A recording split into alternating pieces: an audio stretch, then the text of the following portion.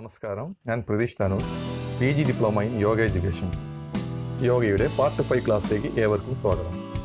Part 5 ക്ലാസ്സിൽ ഞാൻ വിശദമാക്കുവാൻ പോകുന്നത് യോഗയുടെ ചരിത്രമാണ്. History of yoga.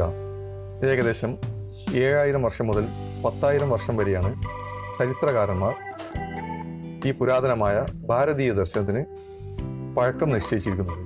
അനവധി അധിനിവേശങ്ങളെ അതിജീവിച്ച് ഇന്നും യോഗ ഈ ഭാരത മണ്ണിൽ നിലനിൽക്കുന്നു.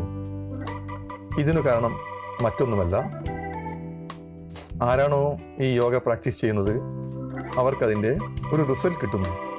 It works. ഇങ്ങനെ അനവധി നൂറ്റാണ്ടുകൾ കടന്നു വന്ന യോഗയുടെ ചരിത്രം നമുക്കൊന്ന് പരിശോധിക്കാം. ചരിത്രകാരന്മാർ യോഗയുടെ ചരിത്രത്തെ 4 തിരിച്ചിരിക്കുന്നു. Vedic yoga, pre classical yoga, classic yoga, post classical yoga എന്നിങ്ങനെയാണ് യോഗയുടെ ചരിത്രത്തെ ചരിത്രകാരന്മാർ വേർതിരിച്ചിരിക്കുന്നത്. ഇവ ഓരോന്നും നമുക്കൊന്ന് വിശദമായി പരിശോധിക്കാം. ക്രിസ്തുവിന് 7000 വർഷങ്ങൾക്ക് മുമ്പ് പ്രചാരത്തിലുണ്ടായിരുന്ന യോഗയുടെ കാലഘട്ടത്തെയാണ് വേദിക് യോഗ എന്നതുകൊണ്ട് ഉദ്ദേശിക്കുന്നത്.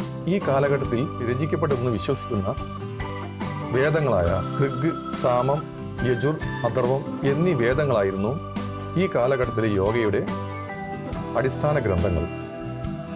പ്രധാനമായും യാഗങ്ങളെ അടിസ്ഥാനമാക്കിയുള്ള യോഗയായിരുന്നു ഈ കാലഘട്ടത്തിൽ പ്രചാരത്തിലുണ്ടായിരുന്നത്.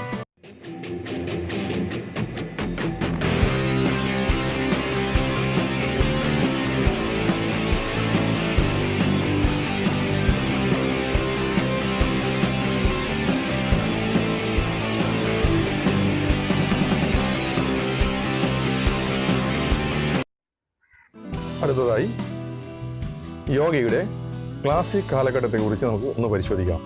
യോഗ എന്ന ദർശനത്തിന് ഒരു ക്ലാസിക്കൽ രൂപം കൈവന്ന കാലഘട്ടമാണ് ക്ലാസിക്കൽ യോഗ എന്നതുകൊണ്ട് ഉദ്ദേശിക്കുന്നത്. 2-ാം നൂറ്റാണ്ടിൽ ജീവിച്ചിരുന്ന പതഞ്ജലി മഹർഷി അതുവരെ ഉണ്ടായിരുന്ന എല്ലാ തരത്തിലുള്ള പല വിഭാഗം യോഗകളെയും കൂട്ടിയോജിപ്പിച്ചുകൊണ്ട് അവയെല്ലാം ക്രോഡീകരിക്കുകയും ഒരു സിസ്റ്റമാറ്റിക് രൂപം നൽകുകയും ചെയ്തു. അദ്ദേഹം വിഭാവനം ചെയ്ത യോഗയാണ് അഷ്ടാംഗ യോഗ എന്നറിയപ്പെടുന്നത്. ഈ അഷ്ടാംഗ യോഗയാണ് യോഗയുടെ ക്ലാസിക്കൽ രൂപമായി ഇന്നും കരുതി പോരുന്നത്. കൂടാതെ അദ്ദേഹത്തിൻ്റെ സമസ്ത വീക്ഷണങ്ങളും ക്രോഡീകരിച്ചുകൊണ്ട് അദ്ദേഹം ഒരു ഗ്രന്ഥം രചിക്കുകയുണ്ടായി. യോഗസൂത്രം എന്നാണ് ഈ ഗ്രന്ഥം അറിയപ്പെടുന്നത്. യോഗസൂത്രത്തെ യോഗയുടെ അടിസ്ഥാന ഗ്രന്ഥമായി പരിഗണിച്ചു പോരുന്നു. നമ്മുടെ എല്ലാം ഉള്ളിൽ ഒരു ആത്മാവെന്ന ഒരു ശക്തിയുണ്ടെന്നും ഈ ആത്മാവിൻ്റെ ചൈതന്യം അതിൻ്റെ പരമമായ പരിശുദ്ധിയിൽ നിലനിർത്തണമെന്നും അതിലൂടെ മോക്ഷം അല്ലെങ്കിൽ മുക്തിയിലേക്ക് നമ്മെ നയിക്കുമെന്നും എന്നതാണ് അഷ്ടാംഗ യോഗയുടെ അടിസ്ഥാന തത്വം. അഷ്ടാംഗ യോഗയെ രാജയോഗ എന്നും വിളിച്ചു പോരുന്നു. അടുത്തതായി പോസ്റ്റ് ക്ലാസിക്കൽ യോഗ എന്താണെന്ന് നമുക്ക് നോക്കാം. പതഞ്ജലി മഹർഷിയുടെ യോഗസൂത്രയ്ക്ക് ശേഷമുള്ള കാലഘട്ടത്തെയാണ് പോസ്റ്റ് ക്ലാസിക്കൽ യോഗ എന്നതുകൊണ്ട് ഉദ്ദേശിക്കുന്നത്. വളരെ സമഗ്രമായ ഒരു കാലഘട്ടമാണ് പോസ്റ്റ് ക്ലാസിക്കൽ യോഗ.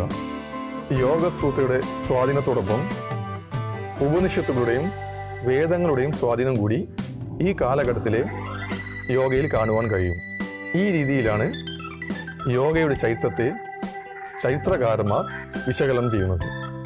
ഈ ഒരു ക്ലാസ്സിൽ നിന്നും പൗരാണിക ദർശനമായ യോഗയുടെ ചരിത്രത്തെക്കുറിച്ച് നിങ്ങൾക്ക് ഒരു ധാരണ ലഭിച്ചിരിക്കുമെന്ന് വിശ്വസിക്കുന്നു. അടുത്ത ക്ലാസ്സിൽ കാണുന്നവരെ നന്ദി, നമസ്കാരം.